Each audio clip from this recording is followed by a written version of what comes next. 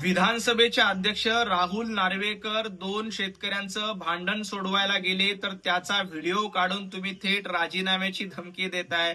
अहो संजय राऊत, अलिबागचे किती सातबारे शेतकऱ्यांना फसवणूक करून तुम्ही स्वतःच्या नावावर करून घेतले हे एकदा बघा।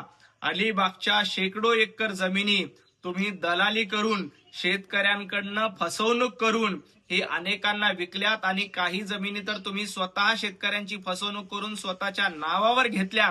अलिबागमध्ये आलिशान फार्म हाऊस बांधून शेतकऱ्यांची फसवणूक संजय राऊत यांनी केलेली आहे हे देखील जनतेला माहिती आहे। राहुल नार्वेकर दोन शेतकऱ्यांचा वाद सोडवण्यासाठी गेले होते, त्याची आणि बाकी व्यवहाराशी त्यांचा काहीही संबंध नाही याचं स्पष्टीकरण कालच त्यांनी दिलंय। दोघांमधला वाद सोडवणं हा गुन्हा आहे का? संजय राऊत, तुम्ही अलिबागच्या बंगल्यामध्ये बसून काय धंदे करतायत?